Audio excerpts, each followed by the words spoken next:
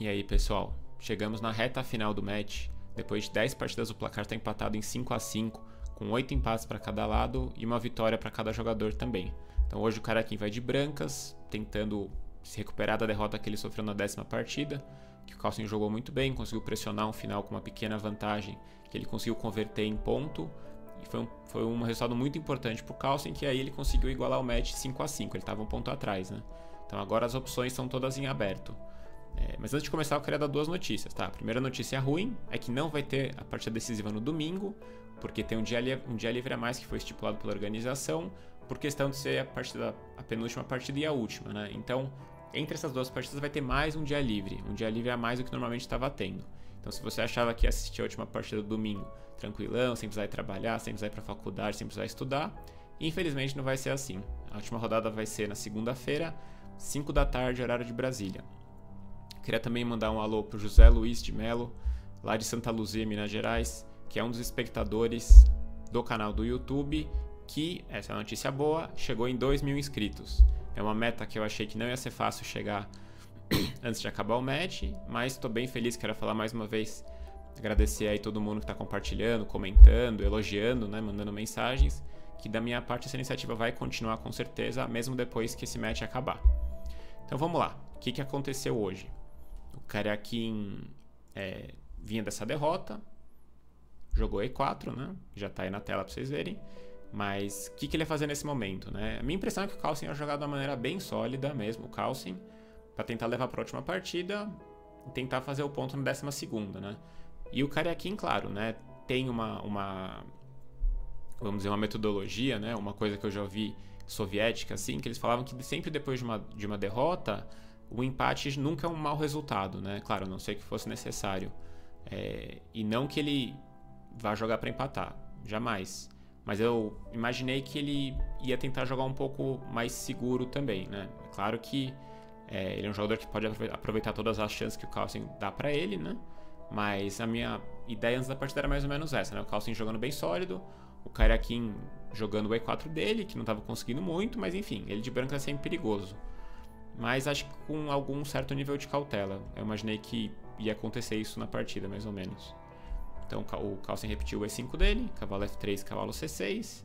E não é novidade, mais uma Ruy Lopes. Deve ter sido, não sei, perdi até as contas já, a 6ª, 7ª Ruy Lopes que eles já jogaram. O Carlsen manteve a linha dele com A6, bispo A4, cavalo F6, roque, bispo E7. Estamos na linha principal da Ruy Lopes, né? Acho que um detalhe que eu não comentei até agora, mas é um detalhe de cultura geral importante, que cavalo por E4 é um lance possível aqui, ganhando o peão de E4, a gente entra na variante aberta da Ruy Lopes. E as brancas seguem com D4, tentando aproveitar o desenvolvimento. Lembra um pouco a berlinesa, com cavalo por E4, mas tem umas diferenças porque a gente tem os lances de A6 e bispo A4 a mais do que na outra posição. Isso é um mundo à parte, tá? Uma variante está sendo bem jogada, mas não aconteceu nenhuma vez nesse match. E é uma variante que envolve uma linha que envolve muitas variantes complicadas e não é a cara do Carlsen entrar nisso. Então ele manteve o bispo E7 dele, que é um lance que era esperado que ele mantivesse. Então D3, que foi um lance que o Caraquinho também já jogou nesse match, né? B5, D3 ameaçando o peão de E5, né? Parece bobeira, mas acontece muito isso desse peão cair, né? Eu tô ameaçando bispo por C6 e cavalo por E5. Então B5 é importante, bispo B3, D6. D6 ameaça cavalo A5, ganhando uma vantagem estratégica que é a troca desse cavalo pelo bispo de B3. Também parece algo simples, mas acontece bastante. Mais frequente do que vocês imaginam. Mais frequentemente.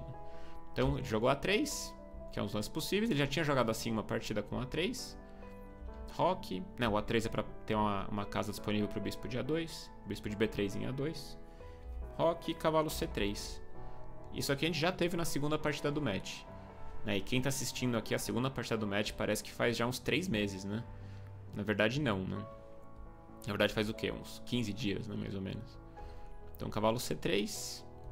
A gente já falou um pouco, né? Que as brancas podem jogar com ideias de C3 eventualmente, né? Mas ele preferiu jogar esse plano com A3 e cavalo C3. Tentar desenvolver as peças, em vez de colocar o peão em C3. Como eu já comentei, bispo G4 aqui faria algum sentido, que eu acho que inclusive é a linha principal, porque como a ameaça de cavalo D4 é real agora, né? Não tem a opção de jogar C3, esse bispo G4 é um pouco mais incômodo. Aí as brancas jogam bispo E3 para evitar, né? Para poder capturar esse cavalo e segue a variante. Segue a linha assim, com várias partidas. Mas ele jogou... E na segunda partida ele jogou cavalo A5. Bispo A2 e aí bispo E6. Foi uma partida que o Carlsen não teve nenhum tipo de problema. Foi um empate relativamente tranquilo. Mas ele jogou bispo E6 direto. Que uma das ideias é eventualmente capturar o bispo em B3. Né? Inclusive eu acho que... Eu analisei uma partida com o Felipe Eldebs pro canal da Chess TV Brasil, só que eu acho que esse vídeo não tá no YouTube, que foi uma das primeiras análises que a gente fez. É uma partida que as brancas permitem essa captura, né? As pretas capturam em B3 e as brancas dobram os peões assim, que é extremamente antiposicional, né? Você trazer o peão do centro pro canto, né? Só que a ideia, né, de fazer isso, que às vezes é bom, às vezes não é abrir a coluna C, né? A dama pode ir para C2, né? O cavalo em C6 fica meio vulnerável eventualmente, né? Não quer dizer que é bom, tá? Então, depois que trocar esses bispos, vai ter uma dama indo para C2 eventualmente, ou uma torre vindo para C1. Né? É uma ideia posicional que eu acho importante ter em mente, né? Não sei se é boa ou quando que é boa. E ele tinha duas opções além disso, né? Trocar em E6, que a gente já falou que é possível, mas os peões vêm para o centro também, né? Então tem os dois lados da moeda. Ele jogou cavalo D5, tampando a diagonal do bispo. Aqui tem dois lances principais que eu vi nas partidas, né? Cavalo A5 é sempre comum, aí cavalo para F6. Lembrando que aqui cavalo E7 ganhando par de bispos é possível, mas como eu vou trocar outro bispo agora, no próximo lance, né? Porque o bispo não tem para onde fugir, eu vou ter que trocar aqui. Eu não sei nem o que seria melhor, trocar de dama ou de peão, acho que de dama mesmo. O par de bispos, aqui não tem mais par de bispos, né? Então a troca do cavalo por bispo, ela geralmente é mais forte quando o lado que faz a captura consegue manter os bispos, né? Geralmente também, né? É difícil a gente criar verdades irrefutáveis no xadrez, né? São ideias que a gente tem que parar para avaliar em cada situação. Mas como isso não manteria o par de bispo, não seria uma opção tão atrativa, eu acho. Então cavalo A5, cavalo por F6 é um lance normal, bispo F6 e bispo por E6. Que é uma possibilidade, fica até mais ou menos parecido com a partida, mais ou menos. E o cavalo fica em A5, um pouco fora de jogo, né? E aqui, isso aqui não é a partida, é só uma análise, tá? Mas por que eu acho importante essa análise? Porque eu coloquei uma partida completa aqui, que eu não vou mostrar agora naturalmente, mas vocês podem acessar pelo link que eu coloco na descrição do vídeo, com os lances que vocês podem abrir tanto no navegador ou abrir em PGN no seu programa de preferência, tipo o Chessbase, por exemplo. Então aqui as brancas jogam um lance muito importante que é B4, atacando o cavalo. Por que esse lance é importante? Porque a ideia das pretas que eu comentei muitas vezes nesses vídeos, né, porque teve tanta Rui Lopes que a gente perdeu a conta já, é expandir esse centro com C5.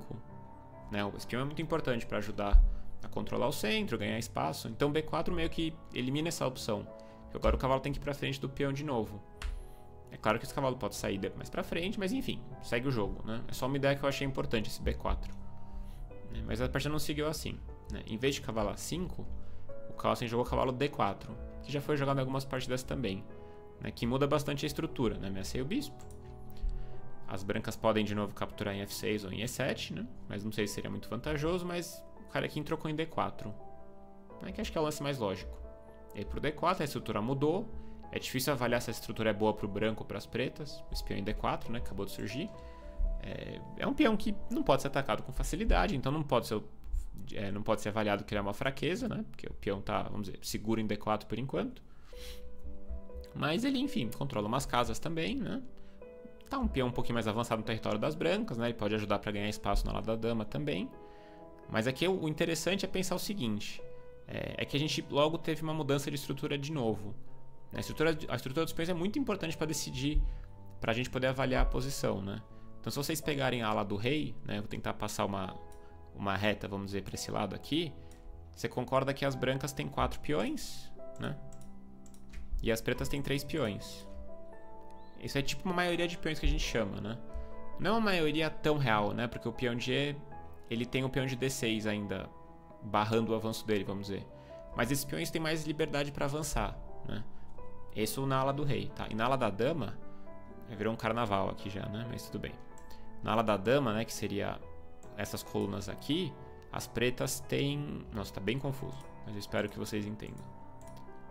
tem 5 peões contra 4 das brancas. Então, nesse lado, as pretas têm mais possibilidade de avançar esses peões. Então, geralmente, a maioria de peões ela é muito boa para avançar, porque os peões têm mais mobilidade, né? E os peões, no meu jogo, principalmente, eles são muito bons para restringir as peças do adversário.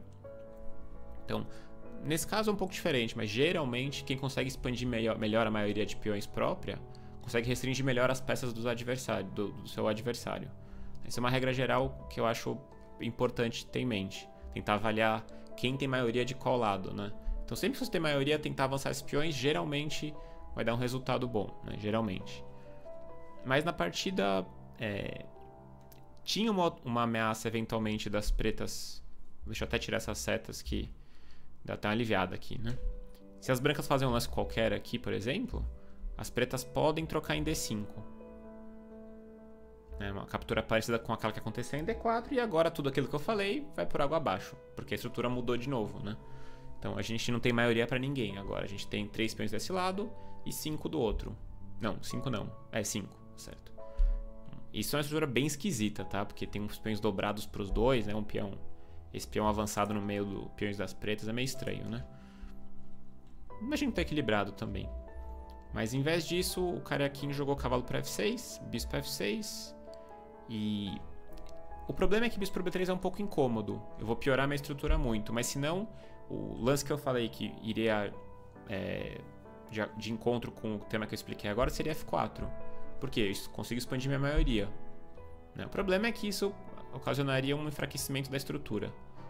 Se bem que parece jogável até. Porque olha só, as brancas podem jogar dama F3, bispo D2, trazer a torre, né? Passar tudo para lá do rei e eventualmente preparar um tipo de avanço com E5, F5, né? Não sei se tem muito potencial, tá? Mas é uma ideia. Só que ele preferiu capturar em E6, né? E agora até tem a maioria de novo que eu falei, só que agora o peão em E6 está segurando um pouco mais esses avanços. Ele jogou F4, que é uma ideia natural, e não é coincidência que ele jogou C5, né? Então, assim, foi exatamente o que eu falei, né? Cada um lado tá avançando sua maioria para tentar ganhar um tipo de espaço. Até aqui ele tinha sido jogado uma partida já. Uma partida em 2015, que eu coloquei como referência no link aí embaixo da descrição também, quem quiser ver.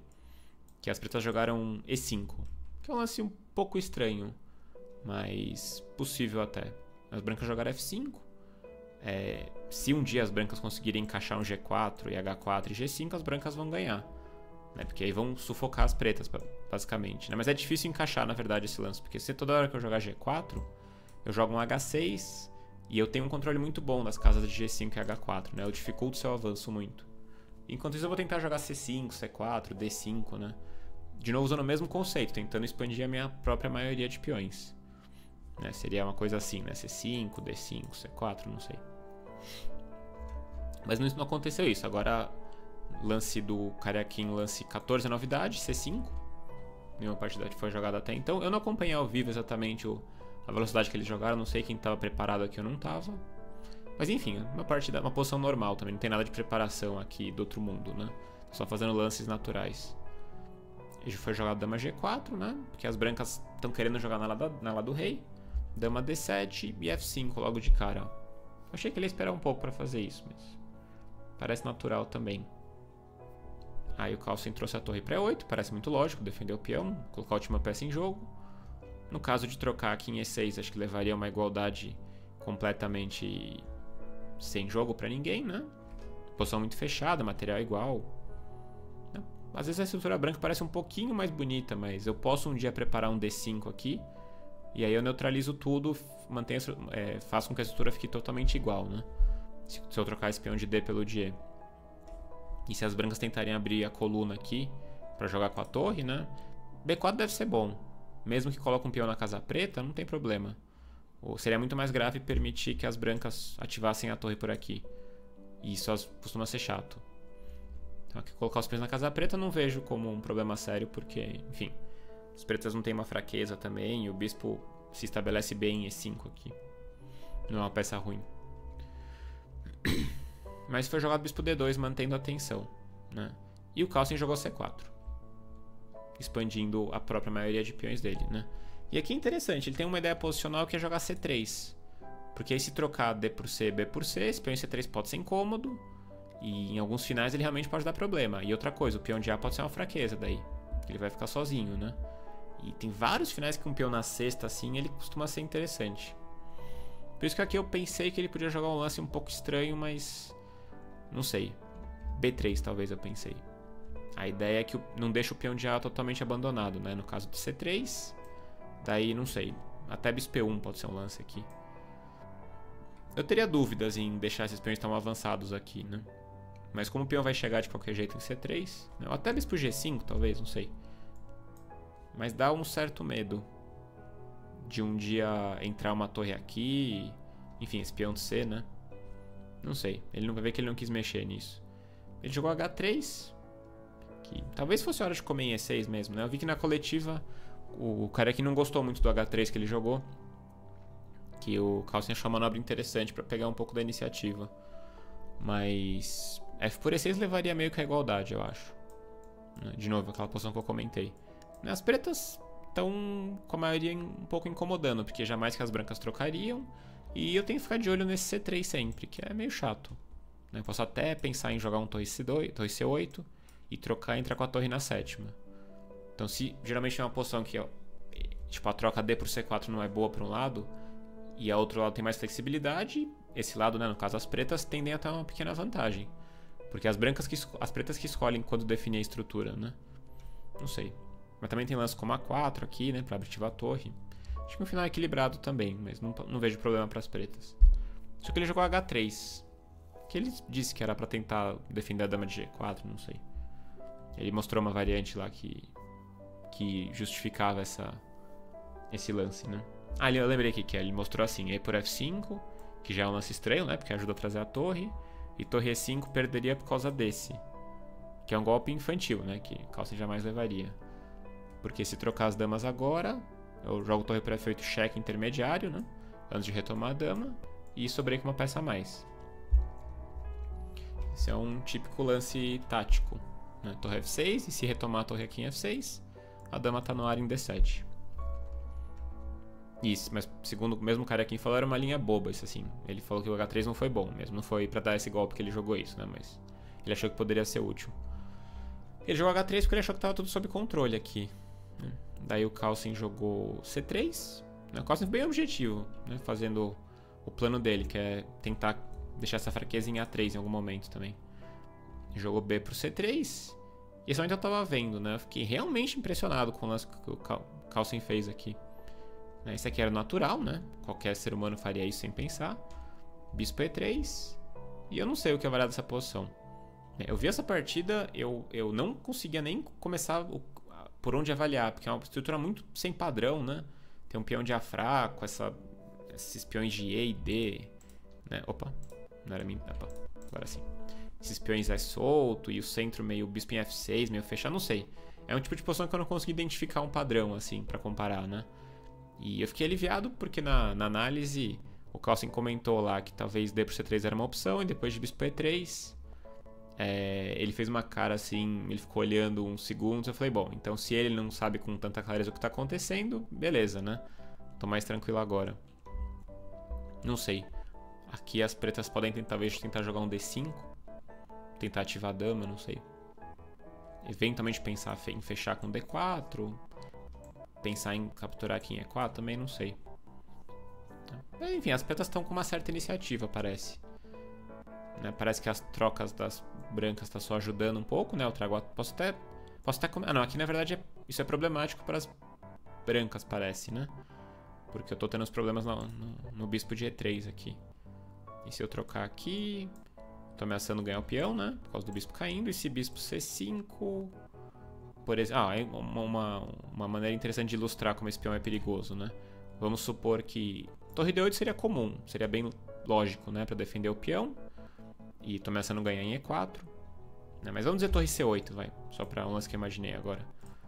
Aí se E por D5, aparentemente ganhando o peão, eu tenho um lance como esse. E olha só, depois que cai o peão no C2, o negócio pode ser bem problemático, né? E eu acabei de perceber também que tem esse contragolpe que eu também não tinha visto agora.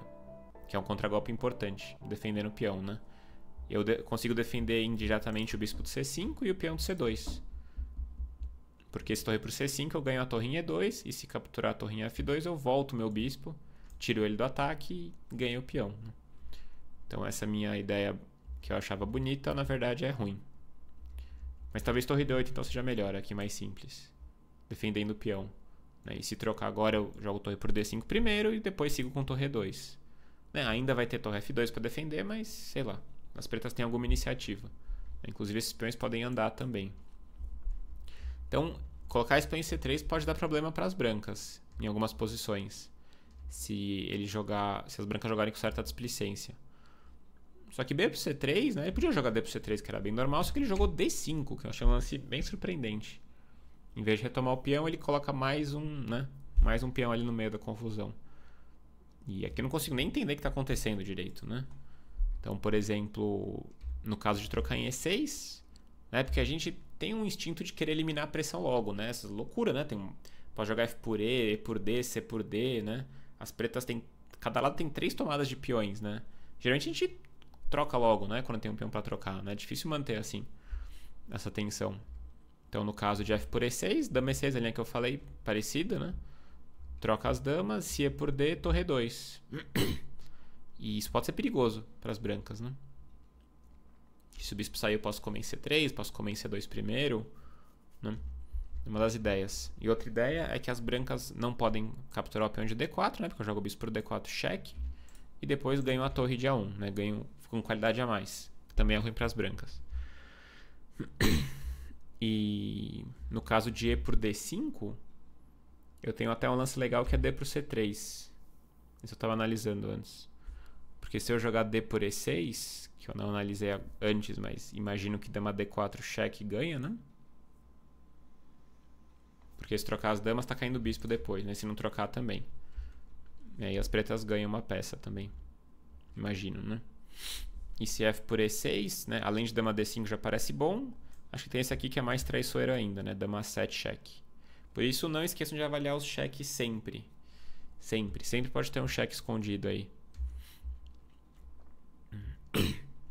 Então depois de D5, que parece um lance razoavelmente incômodo, não sei, para as brancas, Porque ele tá reforçando a ideia de D pro C3 e as tomadas brancas todas parecem ter algum problema, Esse eu achei um lance quase impossível de jogar assim, Analisando lance a lance você começa a entender a lógica, mas na hora você pensa, não, alguma tomada do cara vai ser boa, Não é possível que esse lance serve. E acho que ele tá ameaçando capturar em E4 eventualmente, ou capturar em C3 primeiro. Capturar em F5 também, eu não sei nem o que o preto quer fazer aqui. Mas talvez capturar em C3 e o bispo de D2 fica meio sem ter pra onde ir, talvez, não sei. E no momento oportuno eu posso trocar em F5 aqui, abrir a coluna E, Começar a atacar o peão de E4. Mas aí o Karjakin jogou um lance interessante, que o próprio Carlsen falou que foi um lance bom. E o Karjakin também achou que foi um lance importante que ele achou na partida, que é bispo G5. Com isso ele troca os bispos e já não tem que se preocupar mais com aquele tempo, de perder D por C3, E você viu que algumas variantes o bispo estava caindo, Ele acaba mais que atrapalhando que outra coisa. Então agora o Carlsen trocou os bispos, dama por G5. Não sei se outras tomadas são possíveis aqui, Agora D por C3 perde bastante a força. Se jogar D por C3, não sei, as brancas têm várias opções. Acho que até F por E6 é bom, Depois eu vou ganhar esse peão de D5. Sempre dá um certo medo, porque se esse peão cair, Mas parece seguro para as brancas isso. Dama E6, acho que E por D5.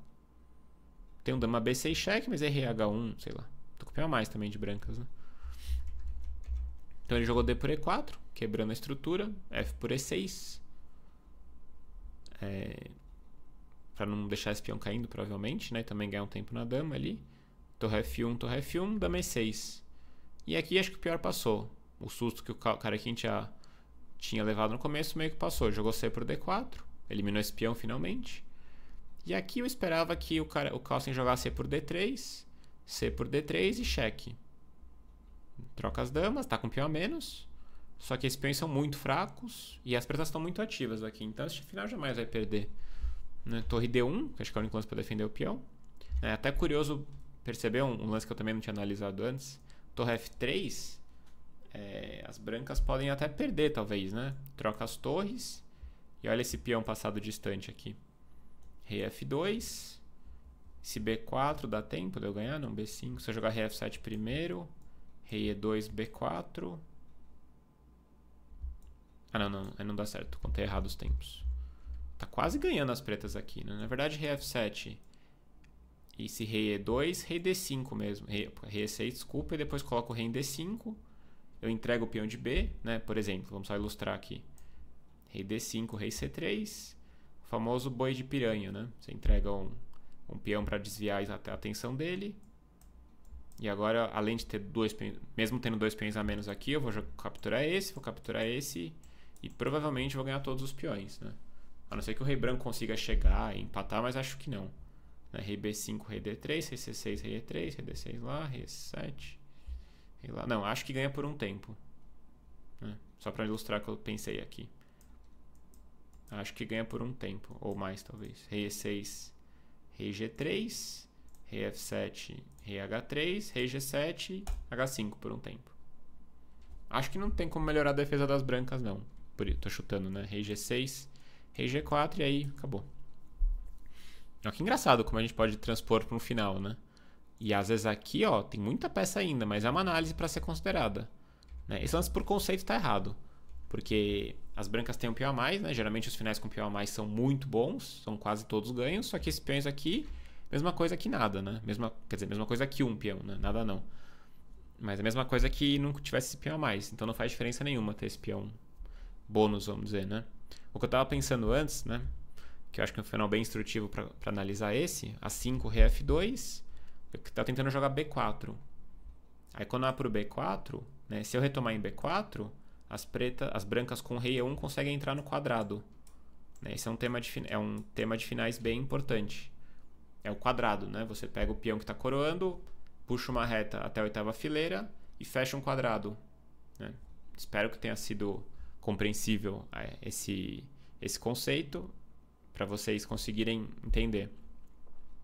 E quer dizer que se o rei entra no quadrado, o peão não coroa mais. Né? Então B3, Rei D2 e etc. O peão inclusive vai cair. Né? Então, para não ter esse problema do rei entrar no quadrado, lembrando que vocês podem dar um pause bem tranquilamente e revisar o que eu expliquei, que eu geralmente vou falando rápido aqui. Vocês podem parar, pausar e rever com bastante calma para entender melhor o conceito, caso você não conheça o conceito do quadrado nos finais de peões. Então, levando isso em conta, eu pensei em jogar A4, porque agora o quadrado, né, que seria esse, o rei branco não consegue entrar. O problema é que o peão de B5 está chegando também. Né? O peão que eu entreguei, o peão do meu adversário passa. E aí A3, B6, A2, B7, A1, B8 e as brancas coroam o peão. Né? E agora tem dois peões a mais, é bem capaz que eu vá perder o final de pretas agora. Mas provavelmente, quer dizer, com certeza Rei F7 é um lance melhor. E depois disso, só... Ah, tá. Tem A4 que eu pensei agora também, talvez ganhe. Você viu que às vezes a cabeça vai na outra variante também. Rei E3, agora B4. Isso ganha mais fácil até. Porque se eu capturar aqui, a diferença é que agora você perdeu um tempo com o rei. Né? Como eu joguei A4 primeiro, você não começou a capturar em B4 e saiu avançando o peão também. Então aqui o lance depois de B4 para não deixar as brancas fazerem dama, as pretas fazerem dama, seria Rei D2. Mas agora eu jogo B3, que é um lance importante, final de peões. Peão passado protegido. Depois de Rei C3, eu trago meu rei aqui, ganho meu peão de D4 e vou ganhar fácil o final, sem nenhuma dificuldade. Talvez tenha alguma defesa milagrosa, mas acho que não. Bom, enfim, estamos perdendo um pouco o foco aqui. Mas é importante isso, porque o que você tem que avaliar, né? Pode jogar torre F3? Podia, não perco o peão, mas e aí, será que o final serve? Né? Isso é uma parte importante do raciocínio. Acontece muita bobeira assim, de perder partidas assim. Então teria que jogar torre D1 nesse final, ameaçando o rei F2, né? Pode expulsar a torre, e agora a torre E2, acho que é fino.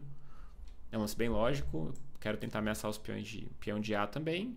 Deve acabar empatando. Né? As pretas também não vão ganhar, porque tem um peão a menos. Né? Mas tem muita iniciativa e deve acabar igualando o final. Então achei que o Carlsen entra nisso, mas ele tentou manter um pouco mais o jogo. Jogou E3. passando o peão, colocando o peão passado na sexta fileira, né? Torre E1, H6, dá um arzinho pro rei e atacou a dama. Dama H5 e E2. Eu lembro que aqui eu tava analisando o bate-olho e eu falei, será que F2 dá certo? Tá, isso foi uma análise de meio segundo, tá? Aí eu vi que tinha um mate bem bonito aqui em E3. Né? E por conceito jamais vai dar certo colocar o rei no meio do fogo cruzado aqui com peças pesadas, né? Então ele jogou dama F3, né? Ainda não ameaça rei F2 porque levaria uma cravada aqui na dama, né? Por isso que sempre dá problema colocar o rei no meio quando tem peças pesadas, né? Peças pesadas que eu digo é torre e dama, né? Então geralmente vai levar algum cheque, algum tipo de ataque desagradável. O Carlsen jogou A5. Tentando expandir um pouco aqui. Né? Porque essa posição aqui que é? A torre branca está totalmente passiva em E1. As brancas têm peão a mais. Né? A estrutura das brancas até que é bonita. O problema é que as brancas estão... tem que ficar vigiando esse peão, né? E as pretas não estão ganhas por outro lado também, porque se a dama saiu, a torre saiu, esse peão vai cair, né? Então a posição acho que tende a um equilíbrio dinâmico aqui mesmo. Depois de dama F3, né? A dama F3 é importante para controlar um pouco essas entradas em E3, né? Evitar que as pretas se alegrem muito. Então jogou A5, C3. Talvez queira jogar B4, né? E fixar esse peão em C2. Podia ser em algum momento... Porque se eu colocar esse peão na sexta aqui e depois... eu posso até fazer... Vamos só imaginar, né? Vamos dizer que as brancas joguem um lance qualquer aqui, sei lá, dama F2. Posso até pensar numa ideia mais arrojada ainda, né? Jogar B4 lá e passar o peão aqui. Extremamente arriscado parece, né? Porque eu tô dando 4 peões passados para as brancas. Mas aí eu posso começar a jogar 3, A2, A1 e desviar a torre. E depois que eu desviar a torre eu consigo corar o peão de E. É uma ideia só, né? Tem que se preocupar com isso a princípio. Às vezes pode ser bem chato isso. E se as brancas jogam A4, agora esse peão pode cair em algum momento, né? Eu posso até ir atrás desse peão de C2, mesmo entregando de E, e depois passar esse peão aqui de B, né? Então, na dúvida, o carequinha achou importante jogar C3. Dama A2. Agora ele liberou a sétima fileira, né? Então ele consegue invadir com a dama e defender o peão de E. Naturalmente ele quer jogar um lance tipo dama D2, que seria bem chato, né? Vamos deixar assim. Opa. E porque ataca o peão de C3, né? O peão de D pode ficar sob ataque e ataca a torre, né? Em E1, que é difícil de defender. E aí, quando o carequinha viu o momento, ele foi pro contra-jogo, né? Lembrando que F2 de novo não dá, né? Por causa de torre F8, cravando a dama. Então o carequinha percebeu que era o momento do contra-jogo. Jogou dama C6. Tocou na torre aqui. Torre E6, cheque. Lá. E C4. O C4 é importante para cortar a comunicação da dama, né? Não é claro o que as pretas ameaçam aqui, porque dama D2 eu vou capturar a torre em E6 e vai ficar muito parecido com a partida. Porque mesmo que a torre de E1 caia, as pretas não vão conseguir jamais apoiar a coroação do peão e ao mesmo tempo defender o cheque perpétuo contra o rei de H7. Vocês vão entender já o que vai acontecer na partida, algo bem parecido. Então depois de H7 não sei qual é a ameaça das pretas, pra ser sincero. A gente tem uma ameaça decisiva. Torre 3, não, mas torre 3 não dá também. E também leva um outro conceito que acho que eu já comentei, né? Nesses finais de peças pesadas, né? Dama e torre, quando tá com o rei aberto assim, tipo rei em H7, rei também é aberto, né? É muito difícil ganhar essas posições. Vai ter muito cheque perpétuo sempre, né? A não ser que a dama estivesse aqui ajudando na defesa. Mas aqui ele jogou C4. Mesmo que não tinha uma ameaça muito clara, mas agora ele quer ganhar a torre. Carlsen jogou dama D2, que é natural, que é o plano que eu comentei. Capturou a torre em E6. Entregou a torre em E1, rei H2. Parece que as pretas vão ganhar, né? Porque o peão em E está muito avançado. Só que o cheque perpétuo aqui é inevitável. Não tem como esconder esse rei. Se eu pudesse esconder o meu rei, das pretas eu jogaria a dama F1, por exemplo, e acabou. Depois eu faço o dama e ganhei, né? Se eu tivesse como cobrir vamos dizer, se eu tivesse um peão em F7, né? Em F7 não, porque a dama estaria caindo. Mas se eu não tivesse esse peão, vamos dizer, esse buraquinho aqui, né, no rei, na defesa do rei, e eu pudesse esconder meu rei com G6, né, sem abrir a sétima fileira, as pretas ganhariam o final, né? Por exemplo, na situação do sonho, né, se eu tivesse um peão preto em G6, fechando essa diagonal também serviria. Então, segurança dos reis é muito importante nesses finais. Ele jogou dama F2, que é praticamente a mesma coisa. Dama E4, cheque. E o empate foi acordado. Depois de 34 lances. É uma partida relativamente tranquila, assim, né? Meio jogo é difícil entender aquelas confusões todas. E, de novo, é que esses caras estão jogando um xadrez de nível muito, muito, muito alto mesmo. Qualquer jogador que você coloca aí de brancas no lugar do Cariaquim podia ter tropeçado várias vezes no meio daquelas confusões lá, né? Tantas trocas de peões que tinha à disposição, né? E tinha várias que levavam a posições no mínimo um pouco inferiores, né? Então jogar o que ele encontrou não foi fácil assim, né? Achar essas variantes para não ter nenhum perigo. Então agora se rei G8, por exemplo, dama E8 cheque. Se a dama voltar para F8, aí perde o peão. Não dá certo. E se eu jogo dama E4, G6, por exemplo, aí acontece aquele outro problema que eu falei, né? O rei tá com problemas na sétima fileira. Não tem como escapar do perpétuo, né? Cheque lá, rei lá, cheque, rei G7, cheque. E se dama F7, cai o peão de novo. Então aqui as pretas não tem como fugir do perpétuo, né? Não vão entregar o peão de E naturalmente, senão elas vão ficar piores. Então depois de dama E4, a posição foi... o empate foi acordado.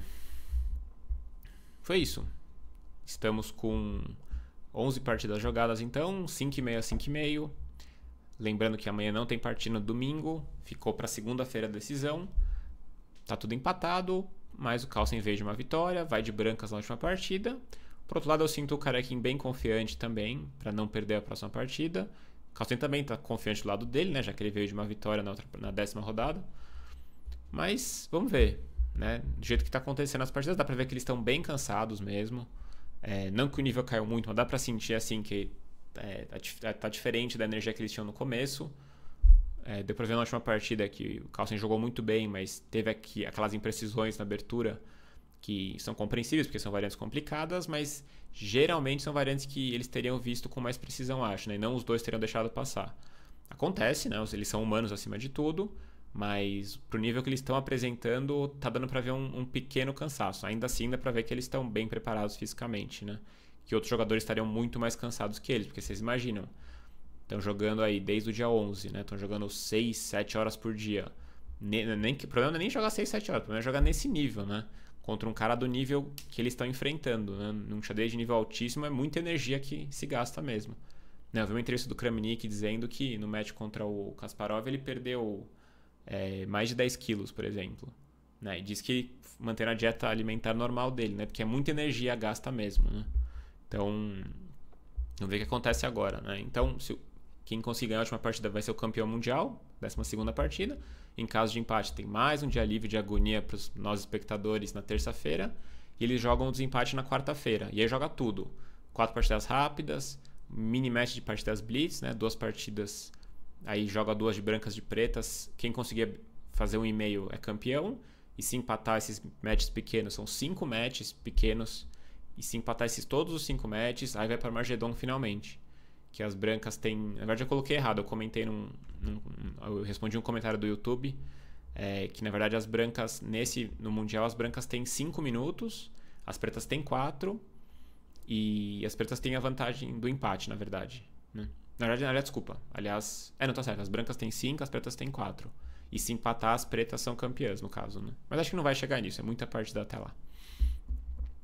Então é isso.